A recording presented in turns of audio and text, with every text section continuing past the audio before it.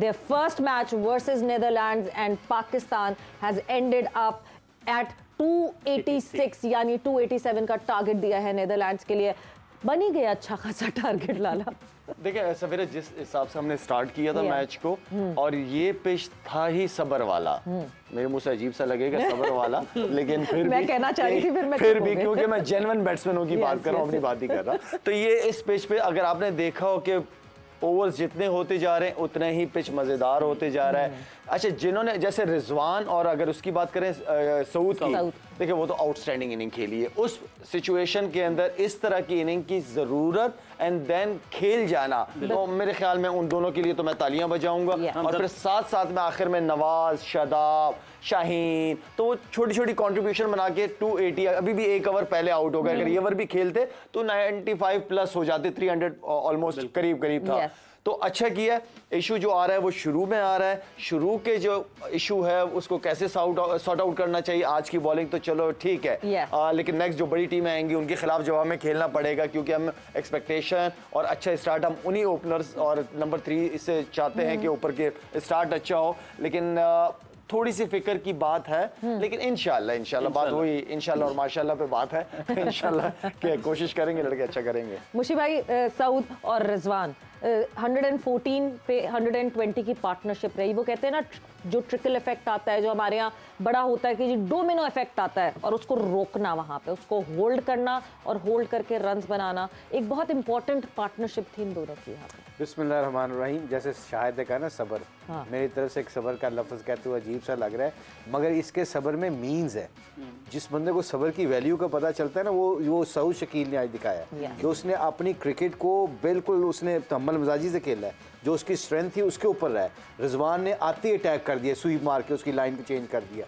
अगर वो थोड़ा सा उधर सर्वाइव करने के चक्कर में पड़ते तो होना पता क्या था, वो एक यहाँ पता ही नहीं चल रहा था ये स्पिन हो रहा है, एक सीधा रह जाता था। सऊद शकील ने और उसने रिजवान ने आते ही क्या किया, स्कोरिंग शुरू कर दी। और जब स्कोरिंग शुरू कर दी, वो उससे होता है कि एज ए स्पिनर मैं और शाहिद आप दोनों बैठे हैं, जब हमें कुछ सिंगलें भी ले रहा होता है, बीच में से कोई टांग रख के स्वीप मार देता है, तो हम मेंटली तैयार होते हैं कि स्वीप तो नहीं मारेगा, सिंगल करेगा, क्या करेगा बंदा। आप उसको आउट करने के चक्कर में, बचने के चक्कर में चले जाते हो। जब बंदा बचने के माइंडसेट में होता है ना, तो आपको सिंगल भी इजीली मिल जाती है। इसीलिए जो एंड वाले बॉलर है ना हमारे, जो एंड वाले बैट्समैन क्यों स्कोर कर गए उनके स्पिनर के खिलाफ, वहां पे उनके स्पिनर थे बड़े केयरफुल होके कोशिश कर रहे थे डॉट बॉल करने की। यहाँ पे आके वो बचने की और विकेट लेने के चक्कर में पड़ गए कि मैं इसको इधर से निकाल दूंगा, इसलिए स्कोर होता है।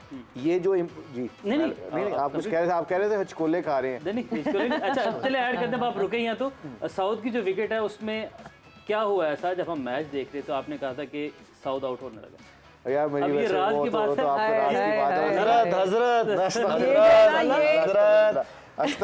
जिंदगी में मसले हैं, हल करते हैं। आप वहाँ पर नहीं थे, वो मेरे मरीज को मिलिएगा, वो तवीज़ आपके लिए तैयार होगा इंशाल्लाह। लाला आप वहाँ पर नहीं थे, बॉलिंग चेंज हुई, ठीक है। मुशी भाई ये कहते हैं इस स्पेल में ये आउट कर देगा, और पहली ही गेंद पर विकेट चली। और अल्लाह माफ करे, वैसे वो मुझे कहना नहीं चाहिए था, आर्यन दत्त आए थे। पर पता क्यों, आगे से एहतियात आगे से एहतियात।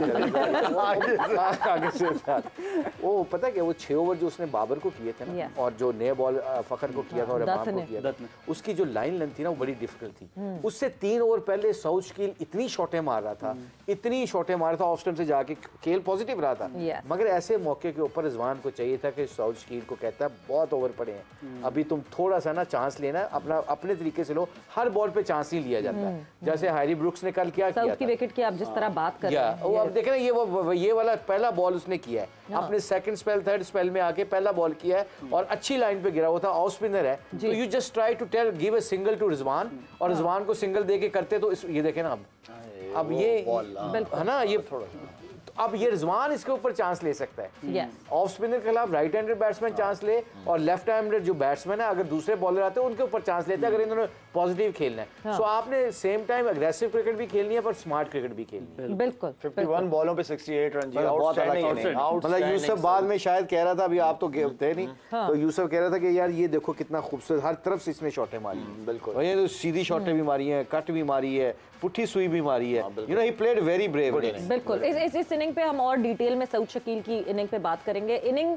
जो पूरी समरी है उस पर बात कर लेते हैं कि कौन किसने कितने रन्स कंट्रीब्यूट किए, कौन से जो बॉलर्स हैं नेदरलैंड्स के वो हावी हुए हमारे ऊपर। सो अगर हम इनिंग समरी पे ज़रा नज़र डाल लें तो हमें अंदाज़ा हो जाएगा कि किसकी तरफ से ज़्यादा रन्स जोड़े गए और किसकी तरफ से ज़्यादा विकेटें हासिल की गई। सो अगर हम रन्स जोड़ने की बात करें तो सऊद शकील की बात करें, 68 रन्स बनाए सऊद शकील ने 52 बॉल्स पे, रिजवान 68 रन्स 78 बॉल्स पे, मोहम्मद नवाज ने डाउन दी ऑर्डर आके 39 रन्स जोड़े 43 बॉल्स पे। इन बॉलिंग में बात करें तो नेदरलैंड्स की तरफ से बैस डेलीडे 4 विकेटें उन्होंने हासिल की, एकरमैन ने 2 विकेटें हासिल की एंड वैन बीक ने 1 विकेट हासिल की। सो दिस इज, ये अभी हालो अहवाल है अभी तक जितना मैच हुआ है उसका इनिंग ब्रेक का।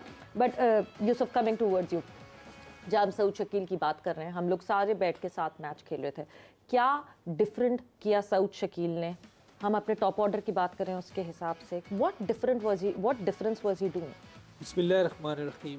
एक तो बड़े अच्छे स्ट्राइक रेट से खेला है और गैप्स में खेला है। ये अच्छे प्लेयर की निशानी होती है कि बगैर किसी रिस्क के रन्स करना और अच्छे स्ट्राइक रेट से।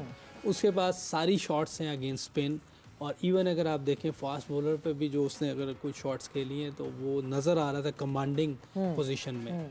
ये बेहतरीन किसी प्लेयर की चीज़ें होती हैं कि उसको कमांड हो और अपनी मर्ज़ी से खेले, ये नहीं कि बॉलर की मर्ज़ी से खेल रहा हो। उसने आते ही कमांड दिखाई अपनी, इसका मतलब है कि उसमें अल्लाह ने एबिलिटी दी है, टैलेंट दिया। ऐसे प्लेयर पाकिस्तान के लिए खुशकिस्मती है कि मिडल ऑर्डर में आके कोई ऐसा प्लेयर हमें काफ़ी अरसे बाद मिला है कि जो नज़र आ रहा होता है कि जिसमें सारी चीज़ें हैं जो हमें चाहिए, जो पास्ट में अक्सर प्लेयर्स में होती थी वो उसमें नज़र आ रही है। 9 चौके 1 छक्का, 130 का स्ट्राइक रेट, और ऐसा ही हमें चाहिए।